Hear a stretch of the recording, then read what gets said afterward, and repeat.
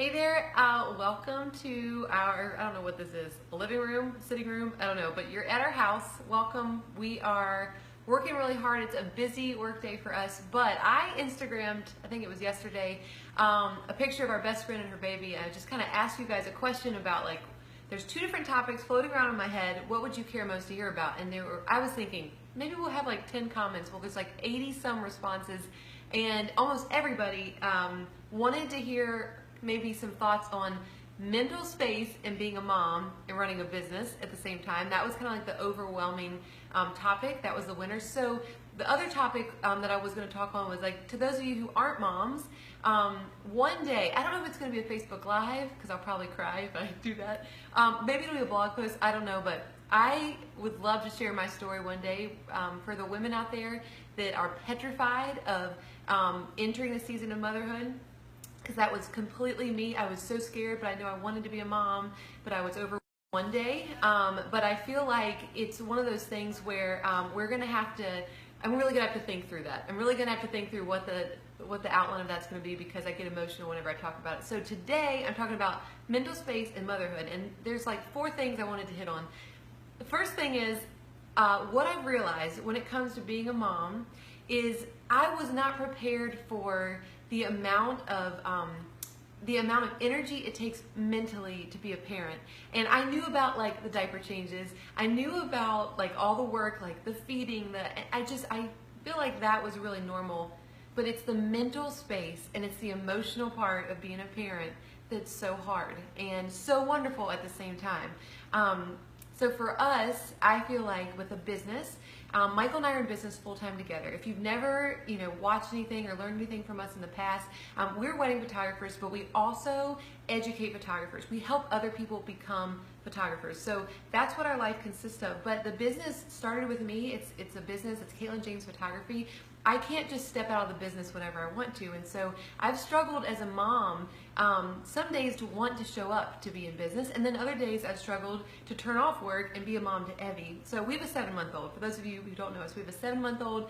We love her to death, and becoming a mom is literally the best thing that has ever happened to me, ever. And I try not to get emotional, but like I find myself just in awe of the fact that I get to be a mom. But it doesn't mean that the balance is always there. So I think the hard thing to realize is that, one, the balance and the mental capacity that you have to have to be a parent is never going to go away. When I got pregnant, someone said to me, they're like, Katelyn, you have to realize, as soon as you have that baby, you will never ever sleep as soundly as you did before a baby, ever again, not like in your entire life. Because even when your baby girl is grown up and maybe even has babies of her own, like, that little girl is gonna hold a place in your heart and a place in your mind. And that doesn't need to be a negative thing. Like, that's actually, I'm like getting teary. That's a good thing. It makes you a good mom. The fact that you don't sleep as well at night means that you're a good parent, because that child holds a really important place in your heart and you just can't stop thinking about her. That's a good thing. But because it's never going to go away, because we're never going to not care about our children, the mental space and the balance mentally is always going to be something that we have to try to balance and work through. So I have a few things that I want to talk about in regards to handling it. So for me, I think my number 1 tip this week that I've learned is that, because I'm not an expert, I've only been doing this for 7 months, but I'm learning as I go. And the first thing I'm realizing is that I have got to have an outlet. This week, I'm going to explain in a minute, this week was hard business-wise for a lot of different reasons. But I found myself sitting at my desk, literally like feeling so like tense and anxious because of certain things that were happening with my inbox, with other things, with the education side of our business. And I'm like, oh my gosh, I'm so overwhelmed. And so I went on a run 3 different times this week. And that's more running than I've done in the last 3 years. I'm not a runner. I don't really know how to run well, as Michael pointed out to me. I look really weird when I run, apparently, but I'm going to work on that. I went running, and that did 2 things. One, it cleared my mind. It cleared my mental space. Did I run for very long? No, literally 22 minutes yesterday. That was it. But I took Evie out with a jogging stroller. We ran up and down the street a couple times, and I felt like I got into a place in my head where I realized, okay, I did something good for me, I reset my mind, and I felt like I came back into the house with more mental space. So for you, you may be thinking, Katelyn, I'm listening to you because I had a baby a month ago. There's no way I'm running up and down the street. I get you, girl, that's okay. Or maybe you're saying, Katelyn, I don't even have kids, I don't have a jogging stroller, does that still apply to me? Sure, it's just the idea of stepping away from the stress and the mental anxiety that you have and creating some boundaries. So when I get to that place, it could be running down the street or it could be journaling. I keep a journal, not in a drawer beside my bed, but outside of the drawer sitting on my nightstand, because I know if I keep a journal there and a pen, if you don't have a pen next to it, it never happens. Journal and a pen right beside my bed, and sometimes that is my outlet. Other times decorating is my outlet, but that gets expensive, so I have to, minimize the amount of time that I reduce stress with decorating. So Michael appreciates that about me. So you have to find a way to deal with it. You have to find an outlet. So those are some examples of the way that I handle it. But I think the third thing that I wanted to point out was that you also have to remember that some of the things that fill our minds as moms or as business owners, some of the mental stress that we carry and that we burden ourselves with, some of it's not true. Like, some of it's not rooted in truth. And I say that because Michael and I have spent actually the last 3 years working with a life coach, and I'm realizing more and more that a lot of the things that cause me stress are not things that come from reality. They come from fear. So for example, I might be stressed about something financially, something about the business, something about Evie and her health, and it's all things that have not happened yet. It's things that I'm fearful will happen, and it totally debilitates me. It can be crippling. So that's my third piece of advice, is remember that whatever you're doing, in regards to how you're stressing out, how you're showing up in your marriage, make sure that what you're stressing about is actually something worth stressing about. Make sure it's rooted in truth. I think the last thing that I wanted to share is that you need to make sure that you're getting rid of unnecessary stress. So I understand, our baby, if you don't follow us on Instagram, you might not know this, but our baby has hip dysplasia, so she wears this really big, bulky hip brace. We had a lot of medical scares in our life in general, so I feel like me being concerned about Evie's hip, that's a valid concern. There literally is something wrong with it. Like, that's not something that I can just brush off. I'm gonna be concerned, and that makes me a good mom. So I can't get rid of that mental stress. But there are some mental stresses that enter into my life, mostly because of my business, that I don't have to take on personally, like that I need to get rid of, and that you guys may need to get rid of. For example, this week, and I hope this is okay to share on Facebook Live, but I'm just gonna share it. I got an email this week, and I shouldn't have done this, but I saw it when I was lying in bed. I woke up and I saw it on my phone, and I felt sick to my stomach. I ran to my office, and I spent 40 minutes sitting at my desk trying to figure out how to respond. I don't know why I'm getting emotional.